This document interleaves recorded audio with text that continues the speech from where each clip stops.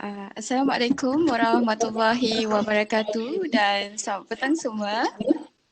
Diharapkan kepada semua yang sedang menonton program ini berada dalam keadaan sihat dan sentiasa mematuhi SOP yang telah ditetapkan. #FHH Prihatin.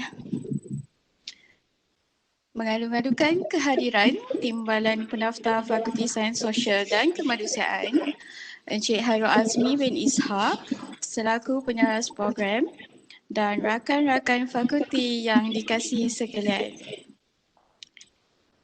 Alhamdulillah bertemu kita lagi dalam program Perkongsian Ilmu FHCSH siri ke-18 pada petang ini yang akan disampaikan oleh Encik Ros Iskandar Zulkarnain bin Mansur dengan perkongsian ilmu beliau yang bertajuk Pengalaman Auditor ORSHARE, apa yang kami teropong. So, kalau nak tahu apa yang auditor ORSHARE ni teropong sepanjang audit ORSHARE dijalankan, jom kita dengarkan bersama. Dipersilakan Encik Iskandar. Bismillahirrahmanirrahim. Assalamualaikum warahmatullahi wabarakatuh. Alhamdulillah. Jadi tadi saya buat slide.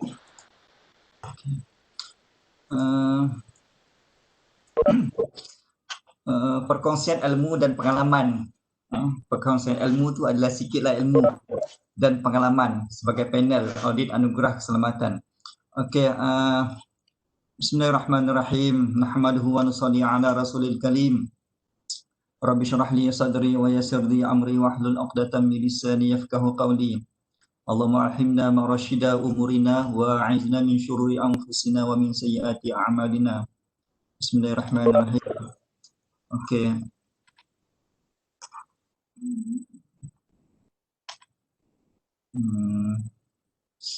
Kenapa slide-nya tak boleh ke bawah? Okay.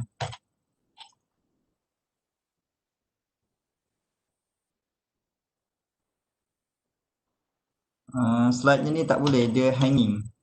Bentar.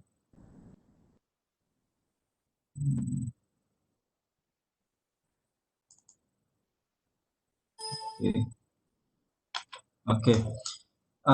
Sebenarnya saya pada 2009 saya dihantar oleh UTM berkursus di NIOSH di Bangi.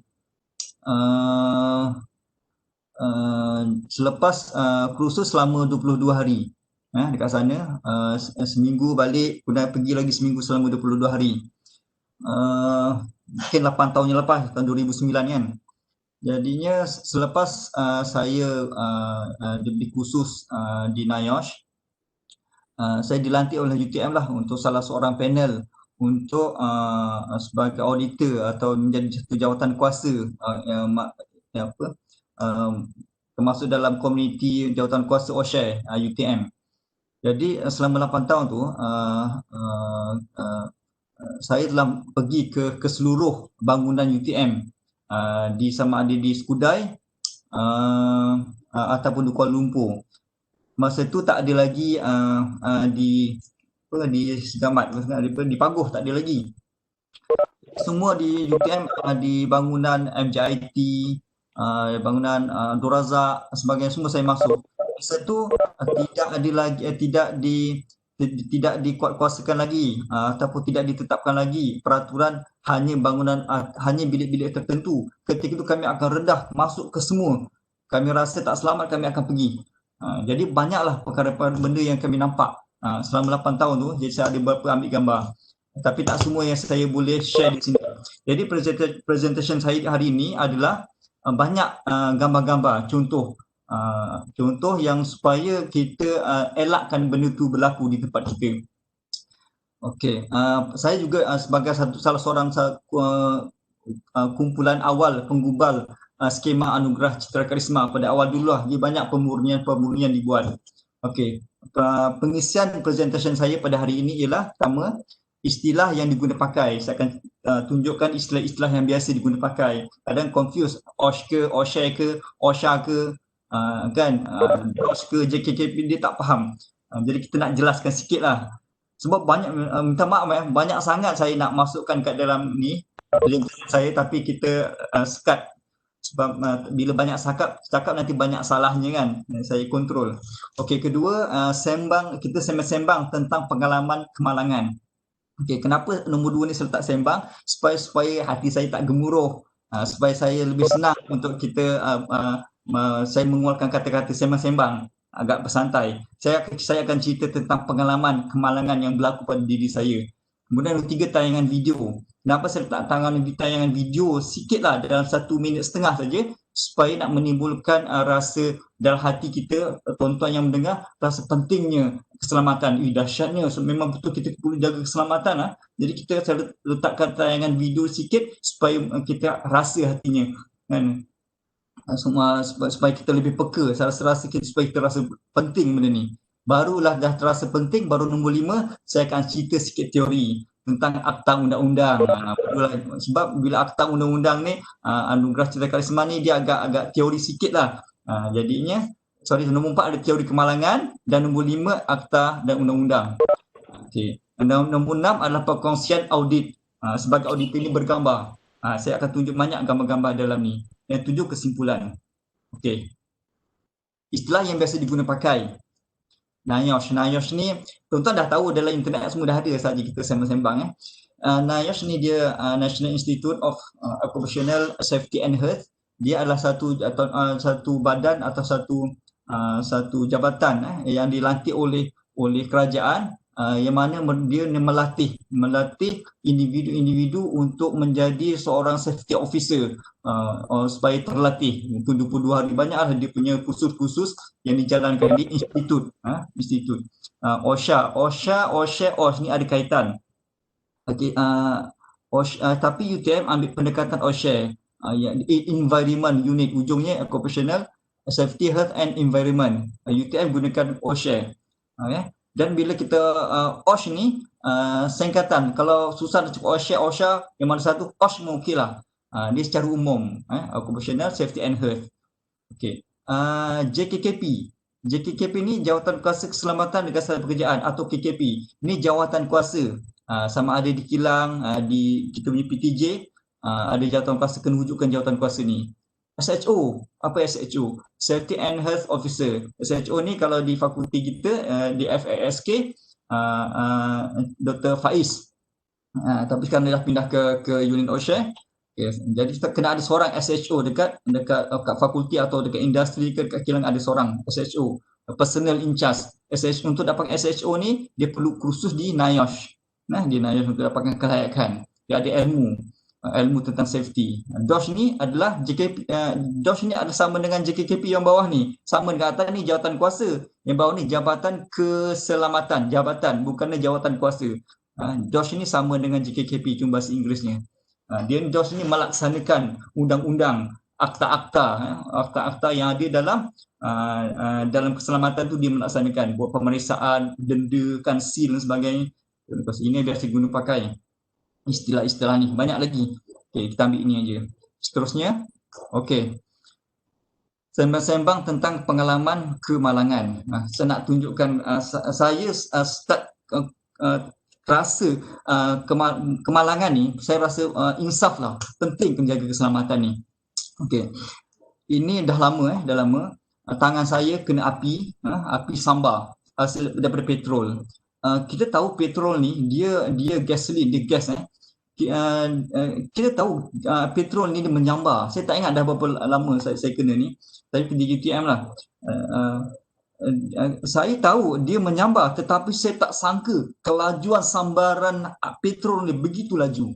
Begitu laju. Selepas saya kena petrol ni, baru ada orang datang ziarah, dia menceritakan tentang saudara mara mereka yang kena api. Macam-macam pengalaman. Ada kanak-kanak yang main bunga api, telanggar kayu, bunga api, ada pelita terkena kat badan budak, habis terbakar sebab pelita, minyak masak terpeleset, tergelincir, yang kena dekat peha, dan macam-macam. Ada pensyarah tu buat BBQ, dia BBQ lambat, arangnya nak marak, dia letakkan petrol, dia letakkan petrol, dia menyambar kena muka dan macam-macam kisah orang yang kena sambaran api disebabkan petrol. Saya ingat kasih pesan tuan-tuan semua dekat petrol pump, tolonglah matikanlah matikan enjin kereta. Memang sambarannya sangat mengerikan, laju sangat.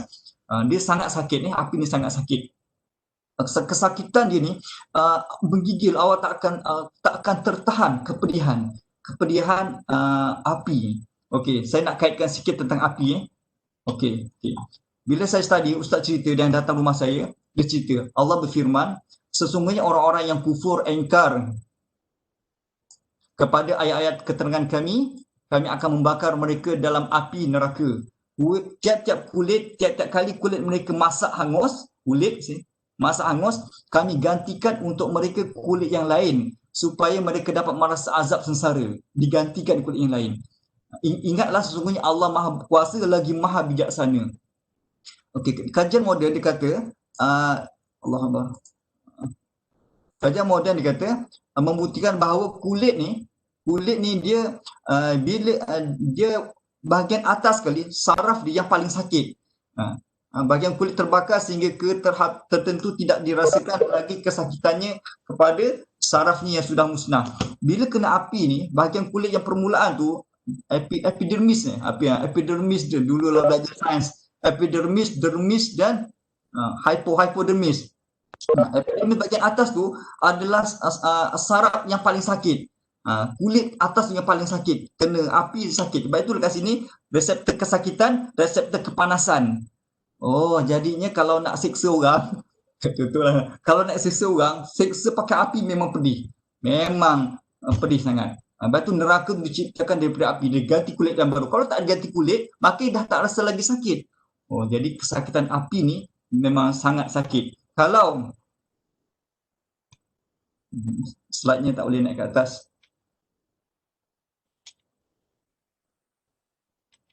Okey, jap.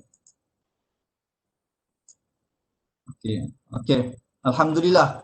Alhamdulillah dia kembali normal semula. Saya ingatkan kulit tu semasa saya kena, kulit pipi ni dengan sini bercantum. Pipi dengan sini bercantum. Saya merasakan begitu pedihnya sangat. Alhamdulillah Allah yang bagi baik.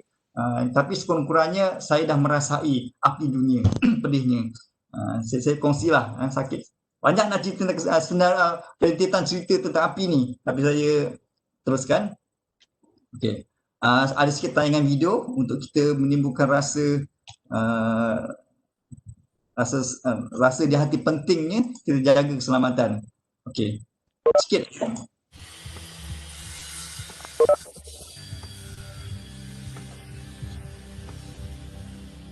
Of all the tools used in construction, the handheld grinder is one of the most potentially dangerous.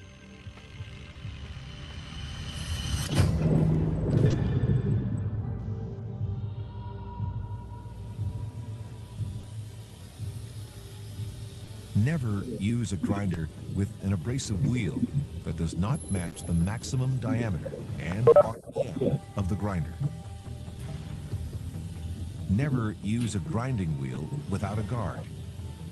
Not only does the guard help protect you from flying debris, but it ensures you don't attach a larger grinder than permitted. An over-rotated wheel can explode, sending shrapnel with enough force to maim or kill.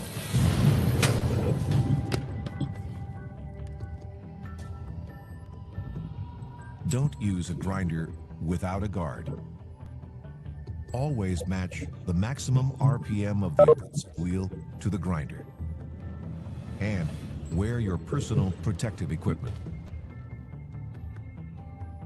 You're a pro. There's always time to do it right. Okay.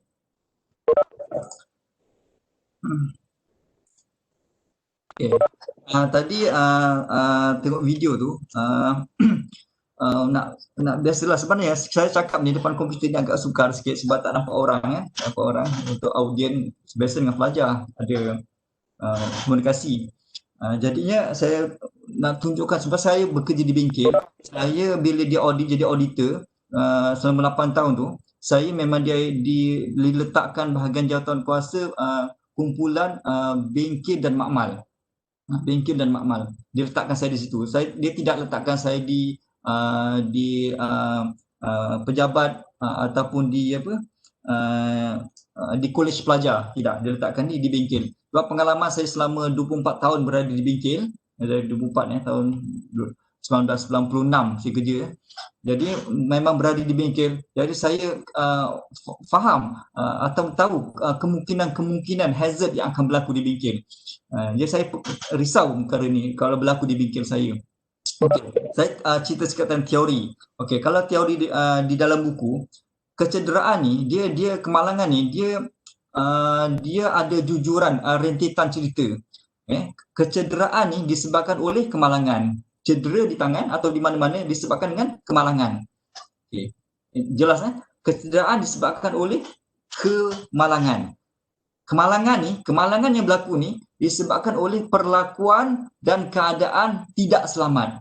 Maksudnya kemalangan tu berlaku dua perkara. Sama ada perlakuan, cara kita kerja, perlakuan yang lebih kepada orang yang bekerja, cara pegang, kurang pengetahuan angle dia ataupun kuda-kuda dia dia cara dia nak pegang alat tu, perlakuan manusia tu, dan keadaan yang tidak selamat, keadaan sekeliling, berminyak ke kan, keadaan ke situ. Kemudian perlakuan dan keadaan yang tidak selamat tadi tu, yang boleh menyebabkan kemalangan tadi tu, disebabkan oleh kelemahan manusia. Kelemahan manusia. Manusia yang menyebabkan perlakuan dan keadaan yang tidak selamat. Okey, kelemahan manusia disebabkan oleh sikap atau personality negatif, sikap. Okey, kelemahan manusia, contoh sikapnya dia kelemahan manusia. Dia kurang ilmu, kelemahan manusia kurang ilmu, ataupun dia cuai, ataupun apa-apalah, atau sistem, dia tak buat sistem SOP, hierarchy dia tak buat, kelemahan manusia tidak membuat pencegahan awal.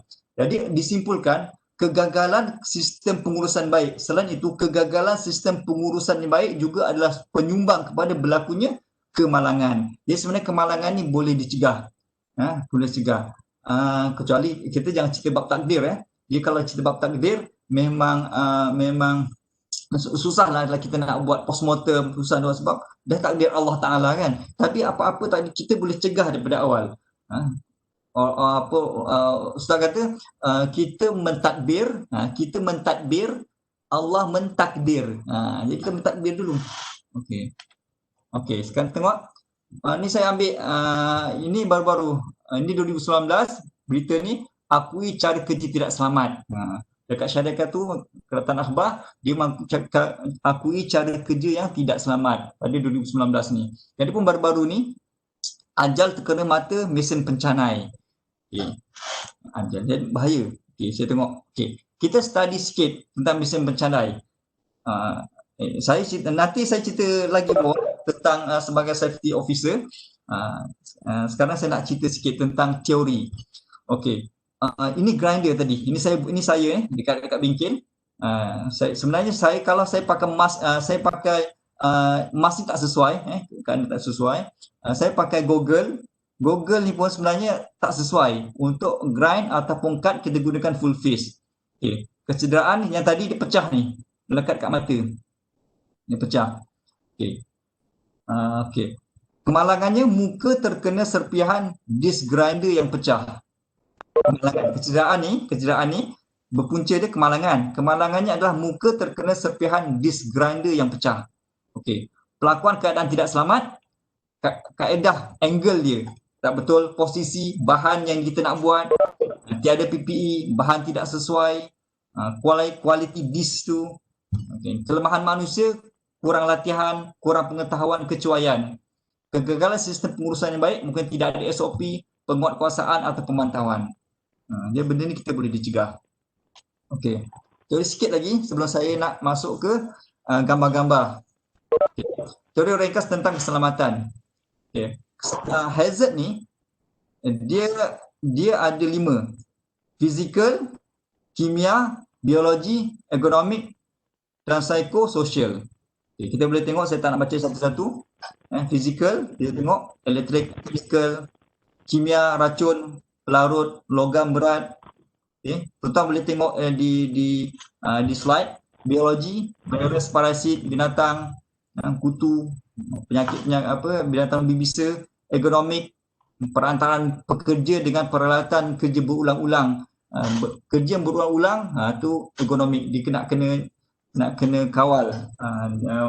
Majikan nak kena tengok duduk yang lama, bekerja lama, mengangkat berat yang banyak. Dan psikososial. Okey, saya nak tanya, tapi mungkin tak ada feedback. Kalau salah satu kalau kita tak perasan, staff ni dia kerani ni, bukan kerani sinilah, kat Kilang tu, dia pakai pakaian yang seksi. Dia pakai pakaian yang seksi, skirtnya pendek, contoh. Jadi dia ini adalah satu juga hazard sebenarnya. Dia letakkan dalam psikososial. Dia pekerja kadang-kadang kerani tu kat industri, kerani accountant sebagai turun dekat bawah, baru banyak lelaki, dia pakai seksi, jadinya tumpuan pekerja tu dia akan tengok ke lain mata dia, kerana kan manusia kan, dia tengok ke lain, jadi dia gangguan. Itu termasuk dalam psikososial. Tu majikan kena hati-hati, yang seksi jangan bagi kerja, bahaya, dia boleh membahayakan. Okey, kewajipan majikan. Majikan ni, dia kalau ada 40 orang atau lebih di tempat kerja, dia wajib kena ada JKKP, Jawatan Kuasa Keselamatan, JKKP dan pekerjaan. Dia kena buat satu jawatan kuasa, 40 orang paling kurang. Tapi kadang-kadang tak ada 40 orang, 20 orang je. Nak buat ke tidak? Kadang-kadang kena buat juga atas arahan ketua pengarah JKKP. Sebabnya mungkin kilang tu atau tempat tu berisiko. 20 orang, kan tak lebih, kan 40 orang baru buat. Walaupun 20 orang tapi berisiko, kena wujudkan juga. Tapi atas arahan ketua pengarah JKKP. Majikan perlu bantu JKKP. Sebab JKKP ni dia tanggungjawabnya besar. Majikan dia, kerana majikan ni tak nak wujudkan jawatan SHO. SHO ni gajinya besar. Sebab dia competent person. Tapi dia tak nak menggajikan seorang SHO. Jadi dia diam je kan. Jadi kalau dapat tahu memang dia akan kena denda. 5,000 tak salah saya, atau ada penjara, adalah dia punya undang-undang atau denda. Okey, saya nak cerita karisma ni. Okey, dia bagi pengiktirafan dan anugerah. Dia bukan keselamatan aja, macam-macam. Tuan-tuan sudah maklum kan. Jadi cerita karisma ni, dia nak bagi satu anugerah kepada, bila dipertandingkan, maka akan mereka berlawan-lawan untuk mendapatkan satu piawai keselamatan yang betul. Jadi perlu adanya citra karisma ni untuk mengiktiraf. Okey, jadi kategori fakulti makmal dan bengkel dan kolej kediaman. Saya di bawah makmal dan bengkel. Okey. Sorry maaf kalau sekiranya membosankan sebab ni agak teori sikit.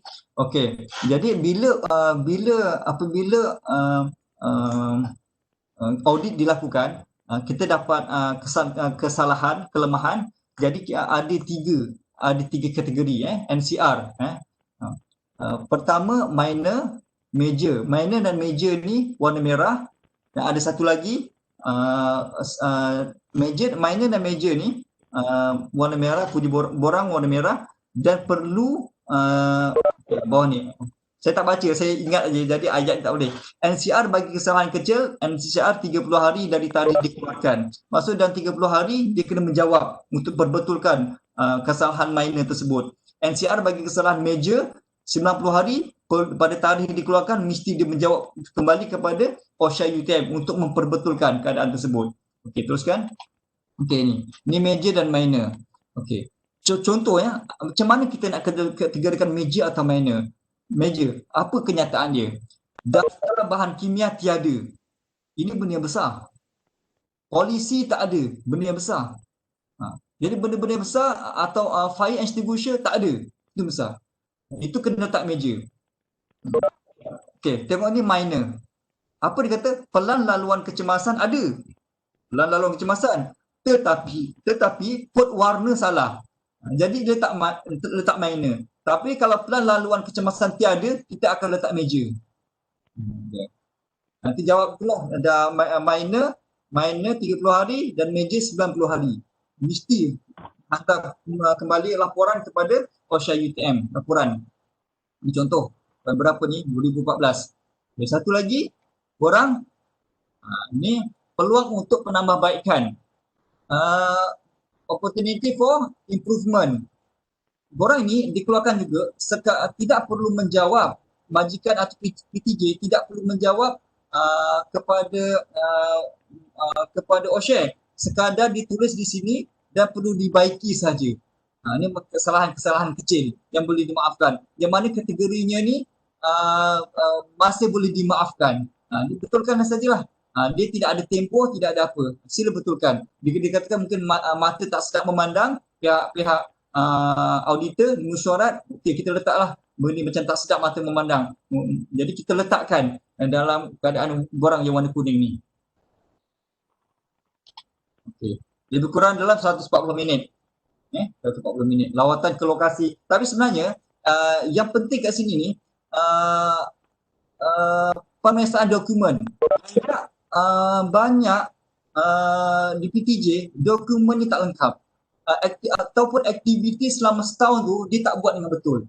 Pemeriksaan. Kebanyakan itulah yang menyebabkan mereka gagal. KKP-nya tak aktif. Masa Encik Dr. Faiz jadi officer dekat fakulti kita sangat aktif, alhamdulillah. Saya banyak kita rekamilah ramai yang bantu dia. Selama dalam setahun tu banyak aktiviti dijalankan. Okey.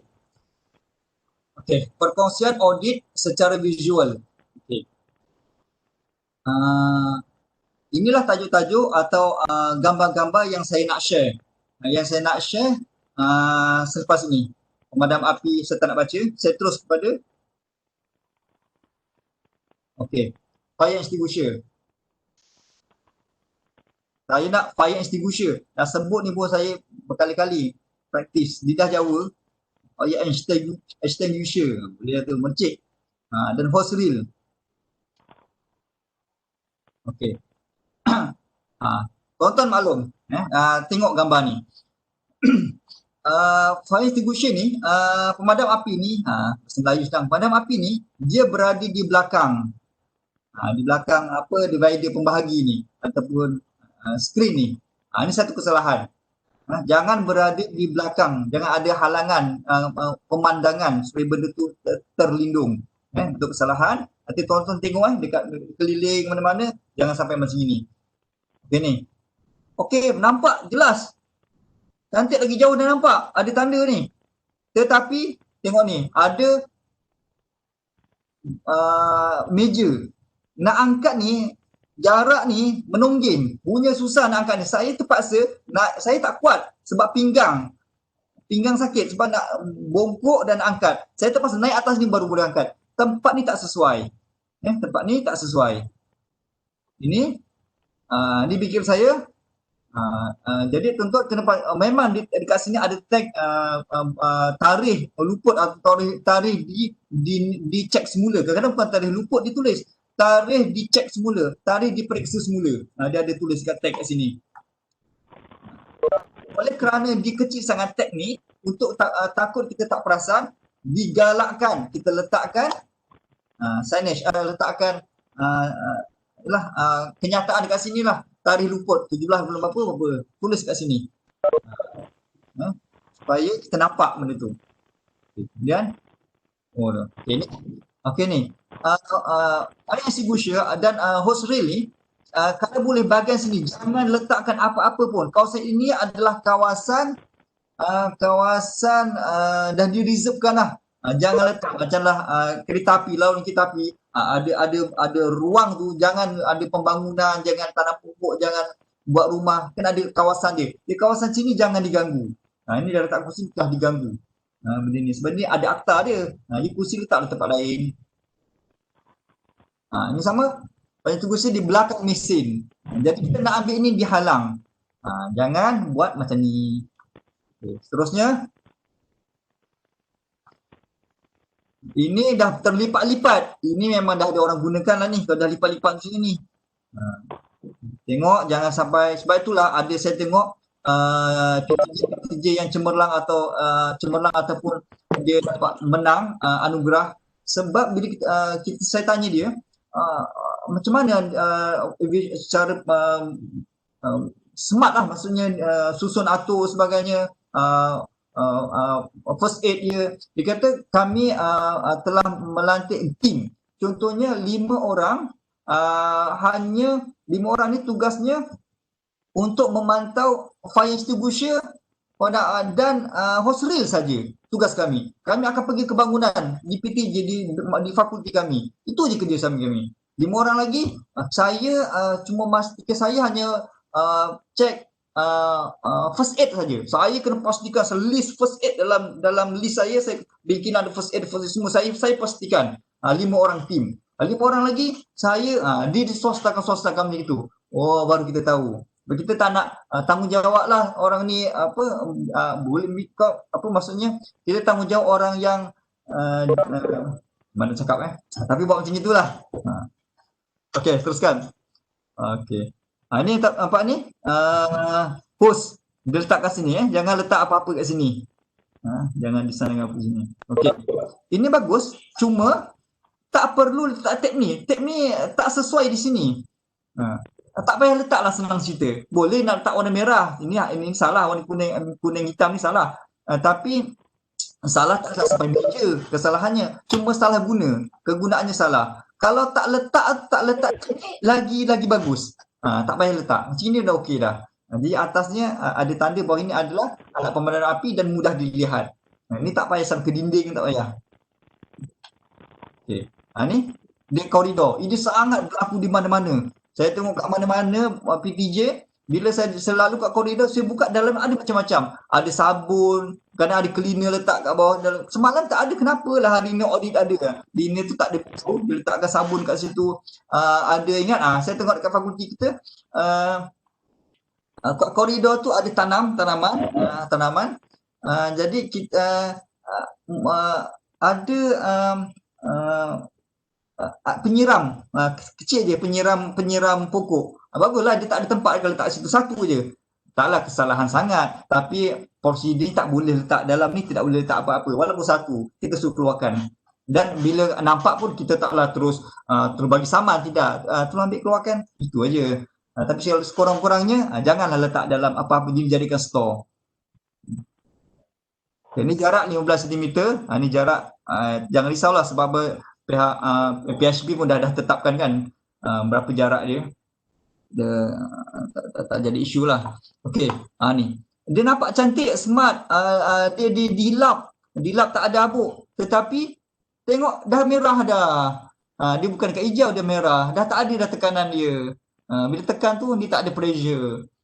Tak tahulah bila tarikh perlu dilihat semula. Tag ni kita tak tahu. Tapi yang pasti kat sini dah tak boleh digunakan. Tengok dia letak ini biasa menghadang pintu kan. Baguslah fire extinguisher dia pelbagai guna kan, boleh guna, dia boleh memadam api, boleh letak pintu, sengkangkan pintu, macam-macam guna, bagus. Jadi terbanding tak boleh padam api ni tak boleh buat macam gini, jangan letak dekat atas lantai. Lantai. Okey, kemudian ni tak ada. Fire extinguisher tak ada. Penyangkutnya ada. Kalau tak nak letak dekat sini, tanggalkan terus. Jangan ada tanda-tanda dekat sini ada fire extinguisher, tetapi diambil oleh seseorang, tak letak balik. Jadi kalau kami memang tak nak letak lagi di sini, tanggalkan terus penyangkut ni. Jangan menimbulkan syak. Keselamatan fizikal. Okay. Teruskan. Okey. Pernah atau ni printer dia atas bangku. Printer atas bangku. Kawan saya dia cerita dekat pejabat, bukan UTM, pejabat kat luar. Kawan dia kaki tu jari-jari kaki dia pecah. Retak. Sebabnya printernya jatuh kena kat kaki. Mana printer jatuh kena kat kaki? Dia mungkin satu lagi mungkin tak pakai kasut, kapet yang jadi tak pakai kasut, tak pakai sepatu dekat pejabat, kat sini dekat luar.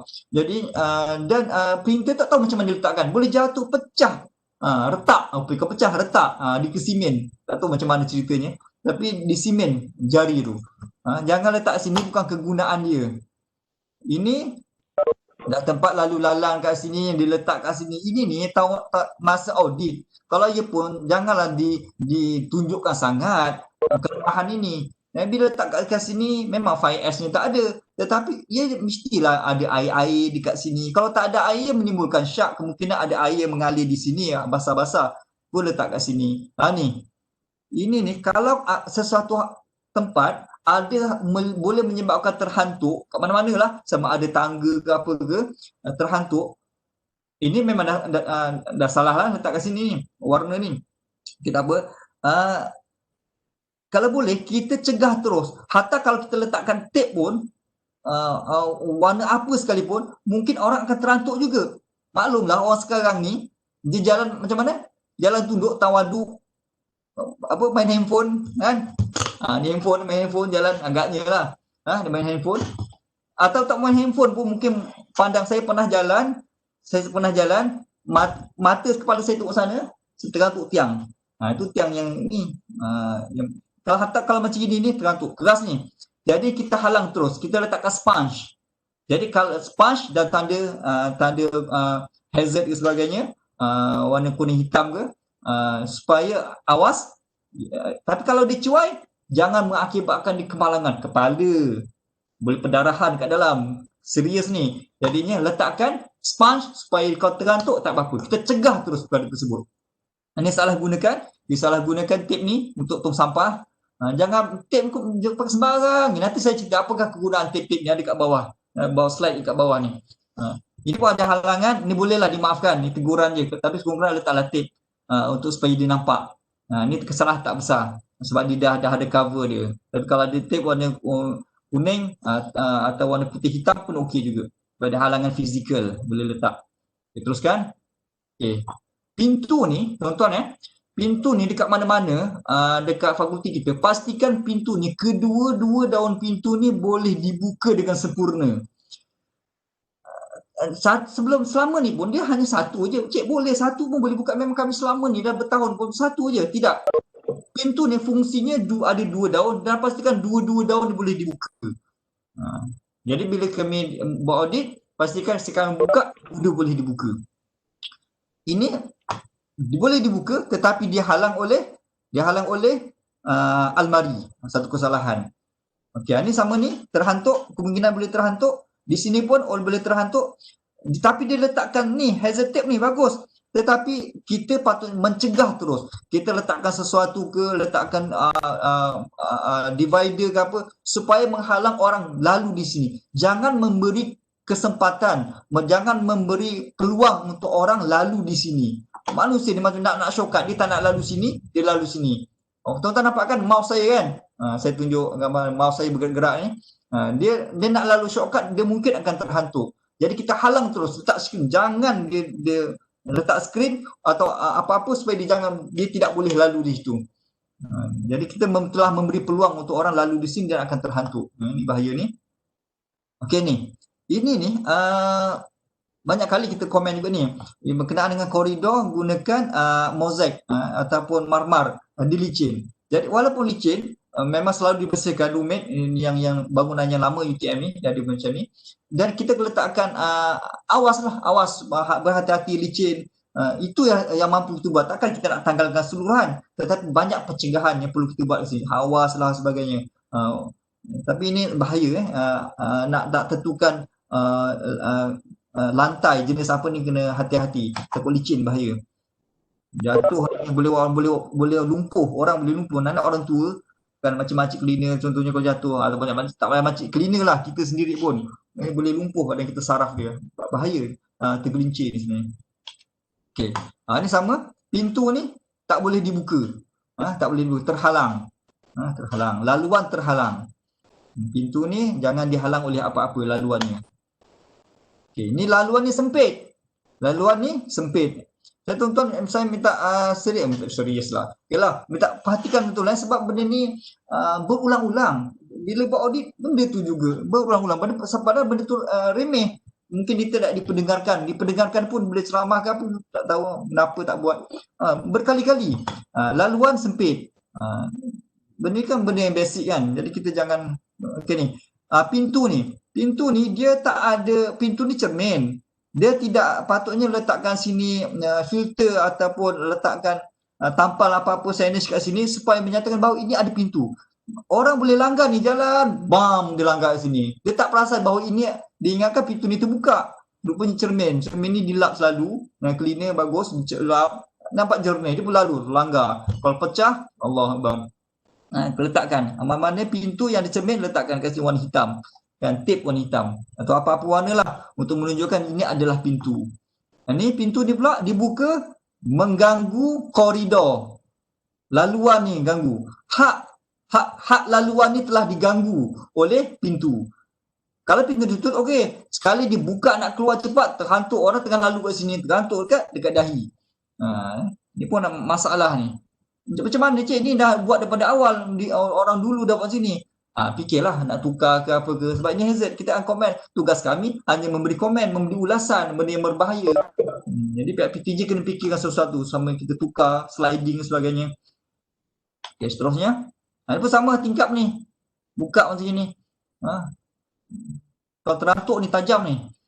Tak sesuai. Tingkap buka macam ni dia ganggu. Koridor dia kecil ni koridor ni. Jadi pintu ni dia halang. Pintu ni dia halang oleh meja. Kadang-kadang pintu ni dah bukan untuk laluan utama atau untuk laluan keluar. Dia dah seal, pintu ni memang bukan untuk keluar. Boleh buat macam itu, syaratnya kau seal, kunci dan tidak ada arah keluar ke sini. Kita akan reservekan benda ni adalah bukan pintu lagi. Boleh. Tapi ada tanda lah, jangan ada ni. Ada kunci kat sini. Dan mestilah dia nak kata bukan laluan cik, tetapi kadang-kadang dia lalu sini juga. Nampak tipunya kan. Kita nampak benda pintu ni digunakan juga. Jadi selagi pintu ni normal digunakan, jangan ada halangan. Ni pening sikit. Saya pun tak pening macam mana ni. Okey. Ni hazard tape ni. Okeylah, bolehlah dia letakkan kuning hitam ni. Sepatutnya terbaik bukan letak di sini. Tuan-tuan kalau nak letak, jangan letak betul-betul di sini. Letaknya mesti di sini.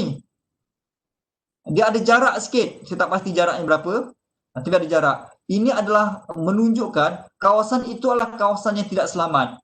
Kalau awak letak di sini, tape di sini, di pinggir, pijak terus tergelincir. Sebab itu kalau tuan-tuan kalau tengok kat sekolah, kawasan longkang, dia tidak letakkan tape ni atau warna kuning dicat tak, cukup-cukupan dicat kan, tak. Ada jarak mungkin dalam 12 inci atau 1 kaki baru dia letakkan warna kuning. Kenapa? Supaya budak-budak, kanak-kanak, pelajar-pelajar jangan melebihi kawasan kuning, line kuning. Kenapa? Bila melepasi line kuning, mungkin berlaku kemalangan. Situ ada hazard. Ada risiko, ada kemungkinan berlaku kemalangan. Jangan melebihi kawasan kuning. Tapi dia masih lagi selamat, tapi dikhawatiri akan tak selamat kawasan kuning. Jangan lebih daripada tu. Macam ni lah. Jangan terlalu letak di tepi ni. Sebelum ni lagi di sini. Jadi jangan lebih daripada kawasan itu. Kalau lebih kawasan situ, ada hazard. Okey. Okey, ni peninglah kepala. Sana sini dah salah guna sampai ke dinding-dinding dia tak. Dia semangat, dia ada lebih katnya. Dia beli satu tape katnya, satu tu ada banyak dan tebal lagi. Ini mahal ni, RM12 kan, RM18. Nak letak kat mana daripada berbagi orang, biar aku buat, aku tampal kat dinding sekelilingnya. Dapat dimanfaatkan sepenuhnya. Lala salah guna. Bagus pahala bagi kat orang. Ini dengan board ni, dengan apa, signboard ni pun dia letak juga. Okey, kat sini ni, okey, tuan-tuan kau tengok kat sini pula. Tadi saya cakap 3.5. Okey, kat sini ni, ini ni dia lantai ni dia slab, dia menuruni, dia turun. Dia turun. Ini tinggi, ini rendah. Dia letak ni supaya orang berhati-hati. Sebenarnya memang orang berhati-hati, tetapi akan berlaku tergelincir juga. Jadi kita kena buang terus hazard ni. Kita letakkan simen yang kasar. Dia dah letak dia betul, tetapi tidak mencegah kemalangan itu daripada berlaku. Orang akan tergelincir juga. Bila saya tengok dari jauh je auditor, ada juga orang yang dia nak terjatuh. Nak terjatuh. Dua orang dah nampak dah nak terjatuh. Ni bahaya ni. Jadi kita terus elakkan, buang terus punca kemalangan tu, kita tanggalkan, kita tukar yang lain agak kasar. Maksudnya dia letak tapi dia tidak mencegah. Ni letak kat dinding ni tak sesuai, salah guna. Okay, seterusnya. Okay. Tengok ni dekat atas. Oh salah, patut kat bawah aja sampai ke meja-meja sekali tampal. Terusnya saya lajukan 15 minit lagi. Ni tengok dia tak tahu kenapa dia letakkan kipas ni, letakkan kotak-kotak ni dalam ringan. Bila pusing kemungkinan dia akan tombang. Ni kaki tersangkut. Salah macam mana tak tahu dia lepaskan ni. Tersangkut ni, dia tak sesuai. Banyak orang tersandung. Okey, kalau kita nak buat, okey, ni saya tengok banyak dekat bukan bentuk macam ginilah. Ada dekat makmal, ada dekat pejabat, dia ada rak yang tinggi. Dia letakkan, kalau bangku memang tak boleh dia pijak atas bangku untuk ambil sesuatu ke atas, tak boleh, tak stabil. Banyak kawan saya dah berapa orang dia jatuh daripada tangga, crack dia punya kepala lutut dia. Dan kecacatan kekal, dia tempang. 6 bulan operation, dia masukkan besi, tak tahu macam mana, masukkan besi, doktor buat, kemudian di jalan-jalan tergelincir jatuh, tambah lagi duduk dekat rumah berapa bulan lagi, tapi jalan dah dengkut-dengkut dah. Gara-gara kenapa? Dia jatuh daripada tangga. Jatuh daripada tangga. Jadi tangga dia tak stabil, terus buang, jangan ambil risiko, bahaya. Kalau berat macam saya okey, kalau berat sampai 80 kilo, 90, mana kita dapat pastikan orang tu hanya berat sekian aja boleh angkat, boleh naik. Dia tak boleh pastikan. Jadi kita buang terus hazard ni, tukar yang lain yang betul-betul stabil. Ni ada letakkan dekat makmal ni, dia letak dengan makmal sliding, dia letakkan mangga kat sini. Tersandung ni kat makmal, tersandung dekat tengah jalan. Atas, okey, tengok shilling. Tuan-tuan kalau tengok shilling, kalau ada kesan-kesan macam ini, mungkin dah report, kita akan tegur kenapa ada ni? Tak, kami dah report, kebocoran dah dicegah. Kalau cegah, kebocoran dah dibuat, dah dibaiki, tolong tukarkan shilling ni. Minta dia tolong tukarkan. Ini memang ada fungus, ada benda yang tak elok lah. Tetapi menimbulkan syak. Macam mana kita nak menentukan sama ada bocor itu dah selesai ke tidak? Dia tak dapat. Jadi kita tukarkan benda ni. Kita galakkan supaya penjahat bina report, tukarkan benda ni. Sebab bocor telah selesai. Ni ergonomik, bawah ni banyak berlaku. Kerani-kerani, mungkin tempatnya tak sesuai, tak banyak ruang, dia sumbat kat dalam ni. Ini ergonomik, lutut kena kat sini tak sesuai. Ini komputer kat sini. Jangan ada dekat bawah ni. Memang auditor dia akan tengok ada tak benda dekat bawah ni. Ini plywood, ni tak apalah, ni kat makmal lah. Dia letakkan roda ni tak stabil, boleh tombang. Saya tak faham lah macam mana dia boleh tak nampak benda-benda yang macam ni. Okey, sekarang ni okey. Saya tengok ada kat fakulti atau jalan-jalan koridor, saya tengok kat fakulti lain pun saya nampak ada lumut. Oh, lumut ni bahaya. Bahaya lumut ni. Jadi kena bersihkan. Jangan ada lumut. Sama, laluan ni kena betul. Jangan terdedah daripada orang termasuk kat dalam. Ni kat bilik masak. Boleh tersandung. Tak sama. Ini ruang terlalu sempit. Ini bila-bila masa je orang boleh tersandung. Seterusnya. Okey. Bila awal letak dekat dalam store, pastikan dekat atas ni, dekat bahagian atas, jangan letak benda yang besar. Jangan letak benda yang berat. Main pantang. Auditor tengok, wah, main bahaya. Turunkan juga main bahaya benda ni. Jadi terus diturunkan. Tak kisahlah bentuk kotak ke apa ke, tak pakai, buang aja. Atau jangan letak bahagian atas ni. Yang kecil-kecil tak apa. Ni tersandung, letakkan warna kuning atau tape, hazard tape. Jangan dibiarkan, sebab bila level lantai tu berbeza, kemungkinan orang akan terlanggar. Berbeza. Lepas tu tuan-tuan kalau tengok dekat tangga kat fakulti, di satu step tu dia akan ada warna, dia letakkan marmar ataupun batu yang berbeza warna satu step tu. Itu menunjukkan orang biar nampak itu satu step. Biar nampak. Benda ni kena letak. Okay.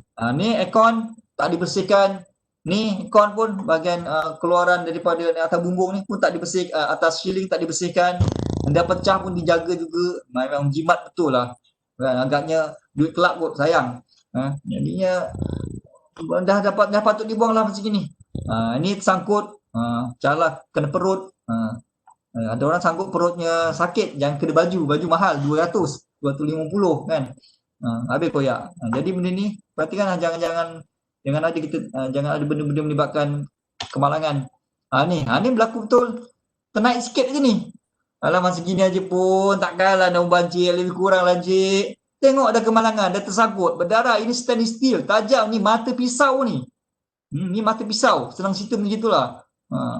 Remeh-remeh juga, tapi dah kena, tak bisa. Ni dah tak tahu serabut sangat ke dalam ni.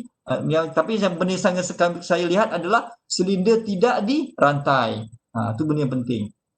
Laluan macam ini. Laluan utama, laluan besar, janganlah ada ni lubang-lubangnya, tutuplah. Tolonglah jawatan kuasa ataupun jangan harapkan jawatan kuasa lah. Siapa-siapa pun beritahu kepada majikan, terus selesaikan macam ini. Termasuk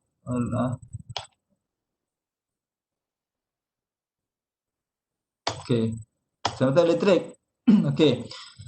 10 minit lagi. Okey, elektrik ni jangan buat pendawaian sendiri. Okey, bawah meja jangan ada wire-wire. Tengok ni bawah meja dia ada apa? Adalah bawah ni dia ada extension wire. Kemudian ada mineral water. Kalau mineral water tertendang ke apa ke pecah, tak pasal-pasal kena renjatan elektrik. Jadi pun 5S pun dah tak ada 5S ni. Patut ditandakan ini untuk apa, plug ni untuk apa, plug ni untuk apa. Kena tandakan. Jadi ini wire masalah. Ini awak perhatikan Jangan ni. Okey, ni sama. Ini ni masa audit, kami auditor datang di bilik mesyuarat mereka, duduk depan mata. Ya Allah, macam ini ketika audit dijalankan. Maksudnya mereka tak peka. Kalau ia pun sembunyi-sembunyi. Kalau contoh ada audit datang memang macam ini, sembunyikanlah sikit. Kalau ia pun lah, kalau ini maksudnya mereka tak peka. Jadi inilah saya nak lepas mendengar benda, awak pastikanlah benda-benda jangan nampak benda-benda macam ni, tolonglah perkemaskan. Ni lalu kat sini mesti wire ni, kabel ni mestilah lama-lama dia akan terkoyak kat sini. Renjatan elektrik. Kat bawah ni. Wire teruskan, saya nak cepat. Mulalah saya cakap kalang kabut. Dah 10 minit lagi. Okey ni. Soket ni dah tak pakai, dah tak guna. Saya tengok banyak soket-soket yang dah tak guna, dah dimatikan, dah tak ada power di sini, dah tak ada bekalan elektrik, tapi masih lagi ada di sini. Tolong hantar bina, panggil dia, tolong ditanggalkan terus. Jangan menimbulkan syak. Apalagi kalau benda memang dah ada elektrik, lagilah bahaya. Rosak-rosak lain terus report. Ni terlanggar. Ini Allahumma salli ala Muhammad, sensor detektor detektor terlindung oleh kain dekat atas shielding. Nak cantik tapi terlindung. Dia tak aktif lah dia punya detektor, smoke detector. Ada Signage. Okey. Jadi ada warna signage. Dunia signages. Okey. Yang merah ni larangan. Jangan ni saya letak sendiri, tapi sebenarnya larangan. Jangan. Begitu. Jangan makan, jangan merokok.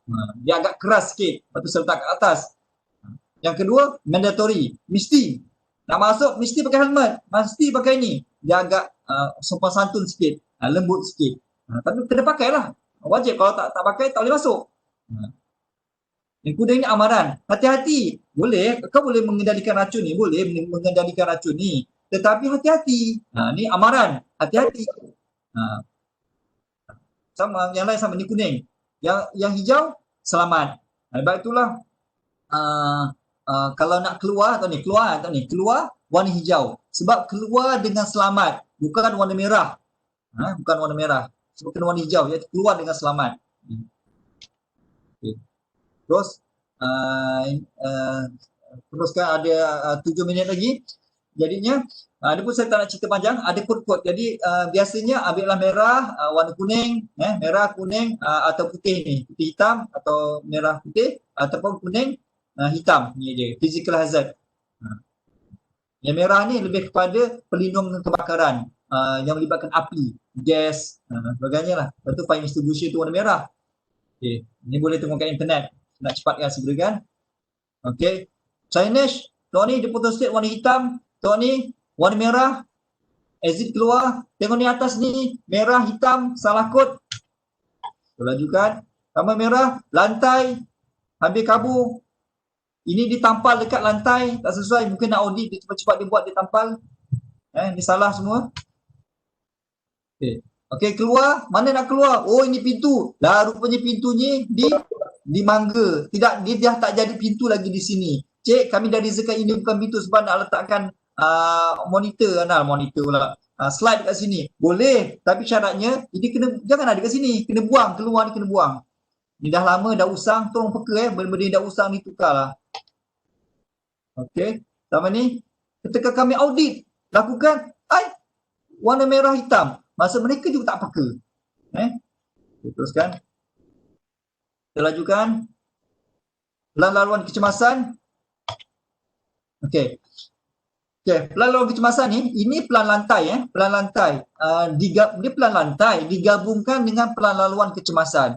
Kod warna yang berbeza. Ini ikut dia kreatif. Dia kreatif, warna kuning, warna hijau, bukan begini. Ini kita anggap pelan lantai. Pelan lantai bukan tak wajib lah. Tapi dia aktanya adalah dia letak ke atas ni. Ini bahagian yang lain dia letak ke atas, orang tak nampak. Okay, ni. Pastikan pelan lantai, pelan lantai kecemasan macam ni. Terima kasih Cik Safiai. Dia fakulti kita yang bantulah buat ditampal di semua bengkel dan makmal. Dia pejabat, dia tolong. Macam ni. Letakkan fire extinguisher berada di mana? Di sini, di sini, di sini. First aid di mana? Letak di sini. Ini ni atau ada gambar orang. Saya tampalkan pelan laluan kecemasan tu di sini. Ini adalah benda yang insya-Allah benda yang betul. Dan warna hijau. Dan letakkanlah apa-apa untuk spas untuk kaedah pemadam api, emergency, telefon, letaklah apa-apa di sini. Ini tanda-tanda yang orang yang bertanggungjawab. Pastikan ini ikut cara yang betul. Cara yang betul. Okey, PPE. Ada 4 minit lagi. PPE, Personal Protective Equipment. Okey. Jangan letak sembarang PPE. Ini ada habuk masuk. Jangan dicampurkan PPE, mask dengan benda-benda yang lain. Dalamnya ada chemical. Jangan dicampurkan. Okey, buat dalam satu almari khas. Pastikan kalau ada staff dekat makmal, dia ada satu tempat beg mereka sendiri atau laci mereka sendiri untuk PPE. Jangan bercampur-campur. Kalau ada staff kat situ, ada 3 staff, kena ada 3 beg atau 3 laci yang berasingan. Jangan dicampurkan. Okey. Pastikan first aid, tidak ada ubat-ubatan yang jadi semakan, pil dan sebagainya tak boleh. Hanya ubat-ubat sapu saja. Ubat-ubat sapu ya, ubat sapu aja penggunaan luaran saja. Ubat batuk semua jangan dekat dalam ni. Okey, dia pun dah salah gunakan, dia salah gunakan tape ni, salah guna. Dia letak ke atas supaya first aid ni mesti berada di tempat yang senang kita nak ambil. Hatta contohnya kalau di makmal pun sebenarnya saya nak letakkan dalam bilik saya sendiri. Bila pelajar tercedera saya boleh ambil kat bilik saya. Kan macam bagus kan? Bersih, tetapi sebenarnya salah. Kena letak di luar juga, di luar bengkel. Maksud dia mudah dicapai oleh pelajar. Inilah teguran-teguran lah. Maksudnya maksud mudah dicapai first aid ni. Ini bagus ada tetapi tak ada sinki. Kita susah nak cuci mata kita. Nak cuci mata kita susah sebab ada sinki, kita terpaksa menongging. Tak sampai mata di sini. Dia ada tetapi tak digunakan, tidak bermanfaat.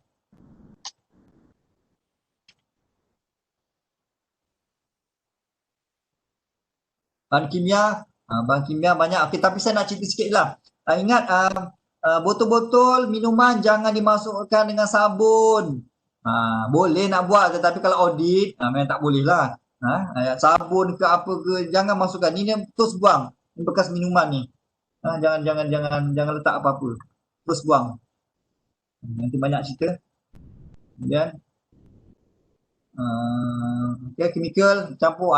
Peti ais ni ada peti ais di makmal, banyak kegunaan makmal tetapi dia masukkan minuman kat dalam ni. Jangan. Kalau kegunaan makmal, beritahu situ tidak benar dibenarkan minuman berada di dalam ini. Letakkan. Kadang bercampur kat dalam ni. Minuman dengan chemical. Kalau chemical yang bukan yang kuat lah, yang biasa, yang tidak ada keperluan lah kegunaan makmal dimasukkan kat dalam ni. Banyak saya tengok dia bercampur. Okay, ni 5S. 5S ni dia tidak termasuk dalam OSHA secara berat. Tetapi kita ambil kira sebab keselesaan kita. Dia mengganggu mental kita. 5S ni. Jadinya 5S ni kita masukkan sebab 5S ni dia tidak ada audit. Yang adakah fakulti melaksanakan 5S. Jadi keatasan menggunakan OSHA untuk JKKP untuk memantau. Masuk dalam satu klausa 5S perlu dilihat, diambil kira. Jadi inilah kena pastikan 5S ini sebahagian daripada jabat kita. Okey, ini ergonomik. Tadi saya masa mesyuarat tadi dekat PMU, kalau dengar ni, saya tengok seorang ni, dia letakkan, contoh wanita ni contohnya, dia letakkan kat belakang dia ni, bukan di atas tempat duduk dia ni, kursi, handbag dia. Dengan satu bag lah, kecil lah. Jadi dia terpaksa duduk di depan sikit. Dia tak boleh sandar ke belakang sebab ada handbag dia. Itu punca menyebabkan orang tergelincir. Ini terjatuh, dia tak stabil. Jangan letakkan apa-apa kat sini, nanti dia duduk di depan, nanti dia terjerumus ke depan. Dia akan jadi macam ini. Ini tak ada handbag lah, ini contoh je. Banyak ergonomik kan, nak cerita tak sempat. Okey, sikit lagi. Tergelincir, ini contoh kemalangan di pejabat. Tergelincir, lantai licin, toilet, tersepit antara dua objek, tersandung, terjatuh, tertindih oleh objek berat. Ini yang berlaku macam ni. Kawan saya, perempuan, tak nak cerita, dia turun tangga, jatuh, tergelincir. Kalau dekat jabat atau dekat kilang, kalau OSHA dilaksanakan dengan betul, dia akan, SHO ni, dia akan saman staff yang turun daripada tangga tidak memegang rel, pemegang dekat tangga tu. Kalau tak pegang, disaman. Sama ada naik ataupun turun. Pegang. Syarat kena pegang. Itu penting. Ni kaki terkena dekat roda, tergelincir. Ingat naik tangga, jangan, kalau tangga ni jangan berdiri ke atas ni, sangat bahaya. Mesti macam ni. Teruskan. Saya rasa 3.5. Ini ringkasan lah, benda yang perlu ada di makmal, di bengkel atau di pejabat secara umumnya, perkara yang perlu ada. Okey, kesimpulannya saya minta 5 minit. Kesimpulannya, kecuaian boleh membawa padah. Kemalangan sentiasa mengintai anda. Sentiasa je, tunggu masa. Kemalangan tidak berbau. Kalau berbau, kita dapat tahu. Jadinya kena hati-hati, kita kena peka atas keselamatan ni. Jadinya itu je lah, insyaAllah. Dia ada benda yang saya nak cerita tentang ulasan tentang, ada sikit kesimpulan. Tak apalah, kita tangguh sebab masa dah habis. Jadi terima kasih kepada fakulti kerana memberi ruang kepada saya untuk cerita sedikit pengalaman. Nak tunjuk semua ni memang tak, sebab kalau ada pelajar saya ambil masa 2 jam, 1 jam rehat sekejap, masuk lagi 1 jam lagi. Dengan berkomunikasi kan, dia akan nampak lebih ceria dan nampak lah. Tapi kat sini agak sukar. Jadi macam mana pun semoga dapat manfaat lah, maklumat-maklumat dan pengalaman yang saya buat selama ini sepanjang jadi auditor tu dapat manfaatkan, dikongsi bersama. Kan. Jadi minta maaf lah cakap laju sangat, tak faham atau sebagainya. Pun tak makan lagi ni, dah pukul 3.30, lapar. Kau lagi. Jadinya apa lagi jadinya, banyaknya jadinya. Maaf lah cakap agak Jawa sikit. Jadinya terima kasih banyak-banyak, itulah. Minta maaf kalau ada kesalahan terlepas kata-kata, lidah tidak bertulang kan. Jadi cakap kelajak. Minta maaf kalau menyentuh hati tuan-tuan semua. Assalamualaikum warahmatullahi wabarakatuh. Waalaikumsalam warahmatullahi wabarakatuh. Terima kasih diucapkan kepada Encik Iskandar di atas perkongsian ilmu yang cukup menarik sebentar tadi. Semoga perkongsian ilmu tadi dapat membantu menambah pengetahuan serta panduan dalam mengamalkan cara kerja yang lebih selamat. Baik, program diteruskan.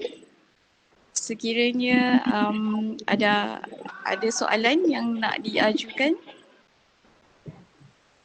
Okey, Assalamualaikum Encik Iskandar. Assalamualaikum. Boleh tanya soalan? Macam pernah dengar suara ni. Silakan Encik Muhammad Faiz Ahmad. Ya. Ya, betul. Apa khabar Encik Iskandar, sihat? Alhamdulillah. Saya ada satu dua soalan yang mungkin nak tanya tentang isu OSH ni. Memandangkan apa yang Encik Iskandar sendiri telah lebih lama, antara yang lebih lama lah di peringkat fakulti maupun di peringkat industri. Apa yang saya lihat, kebanyakan daripada di struktur di peringkat jawatankuasa JKKP di fakulti atau school, mereka dah banyak menjalankan beberapa program kesedaran dan sebagainya lah, untuk kita memberikan satu perhatian kepada staf. Tapi bagaimana kita nak mendekati staf-staf yang kita boleh katakan sebagai staf-staf yang agak otai? Yang mana ni contohnya kalau di fakulti-fakulti lain mungkin mereka ada ramai staf yang agak otai, yang lama, yang mereka ada budaya mereka yang tersendiri, yang mungkin budaya tersendiri mereka yang otai ini kurang dari segi keselamatan dan juga bahaya itu mereka tak titik beratkan. Jadi bagaimana kita nak mendekati staf-staf yang sedemikian, termasuk juga staf-staf yang mungkin ada segelintir daripada kita yang agak tahu tak selamat tapi mereka masih lagi berdegil. Okey. Okey, ini pendapat individu pendapat saya sendiri. Sebenarnya saya perhatikan hatta fakulti kita sendirilah, kita kurangnya promosi. Promosi. Mungkin masa Dr. Faiz mungkin banyaklah aktiviti dan segala aktiviti kita perlu war-warkan kepada semua orang, sama ada sokongan atau akademik. Yang semua war-warkan, keselamatan untuk semua orang. Okey, itu pertama promosi kurang. Banyakkan macam iklan kat di TV, banyakkan iklan, akhirnya kita termakan iklan tu. Dengan Milo menjadi sihat dan kuat, termakan. Tak minum Milo pun dah teringat Milo menjadi sihat dan kuat. Maksud promosi berkali-kali, dia iklan tu kan berkali-kali sampai dimasuk ke kepala. Jadi promosi, pertama promosi, kebanyakan promosi, aktiviti. Yang keduanya orang otai.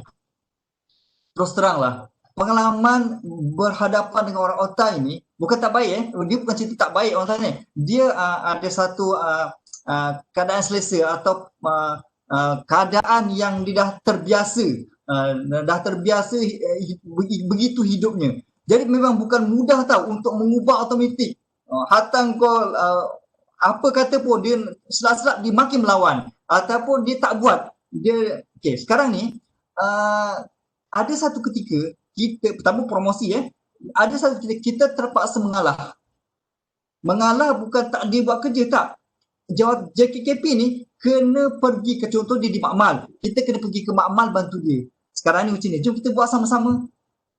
Apa masalah kat sini? Aku tengok dapat laporan gini-gini. Jom kita buat sini. Kau kena buat signboard sini. Tak apa, aku buat. Ada, aku tampal. Dia gitu. Kita bantu. Apa yang boleh aku bantu? JKKP, jawatankuasa dekat OSHA dekat ni kan, dekat fakulti, dekat jabatan tu kena bantu ke sana. Tolong printkan ke, dapatkan maklumat ni, tolong bengkel tersebut atau tolong di bilik dia ke. Kita kena bantu dia. Jangan bagi arahan semata-mata. Memang tak jadi. Pengalaman saya itulah. Alright. Thank you very much. Thank you. Baik. Harap jawapan tu dapat menjawab soalan Cik Faiz. Baik, sekiranya ada soalan dipersilakan. Dr. Faiz nak tanya, sebenarnya faham tak saya cakap tadi? Dia kalau otak yang bagi kita kena faham lah. Okey, jadi sekarang kita ada sedikit lagi lah tambahan tentang bahan kimia. Bahan kimia. Bagaimana untuk staff yang baru, staff baru, sama ada staff tu baru join TJ ataupun staff tu memang baru join UPM. Sekiranya mereka ditempatkan di tempat ataupun di makmal atau di bengkel yang mempunyai risiko bahan kimia. Jadi apa cadangan kepada staff tersebut?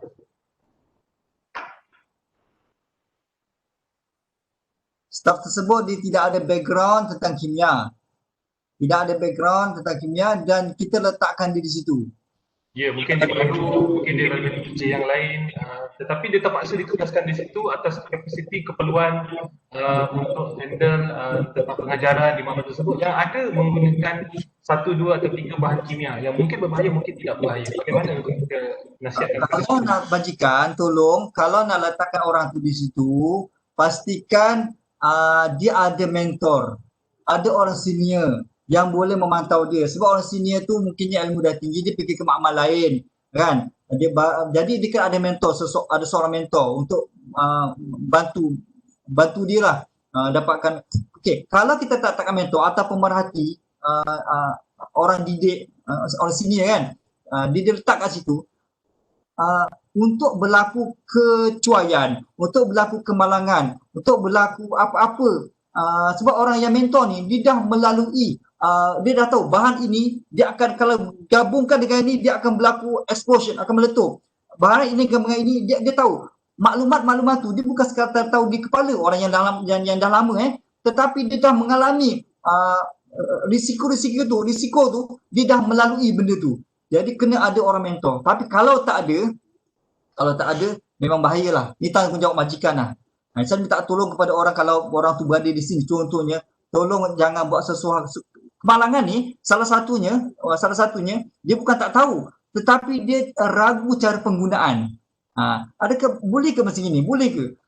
Jadinya dia ragu cara penggunaan tu, dia buat mungkin akan berlaku. Dia buang chemical ni dekat sinki. Alah, sinki kan boleh mengalir aja keluar, tak ada masalah. Sikit aja segini. Jadi ini kesimpulan dekat sini, majikan tolong perhatikanlah orang yang macam ini. Jangan letakkan dia dekat situ. Jangan dia letakkan situ. Alasan saya tak tahu. Bila. Jadi orang kat situ pun dia kena belajar lah. Dia kena belajar, dia tanya. Kan? Tapi kita mengharapkan dia belajar pun kadang apa tanggungjawab majikan. Supaya pastikan dia mengajar, mungkin hantar di kursus sebagainya kan. Hantar kursus, satu lagi orang yang otai supaya bantu dia. Tapi kalau kaedah kita sendirilah, tak tergamak lah kalau kita bagi orang yang tak mahir, letak tempat yang berisiko begitu. Jangan buat macam itulah kesimpulannya. Okay, thank you. Cukup. Tanya. Okey, terima kasih kepada yang bertanya. Okey, baiklah.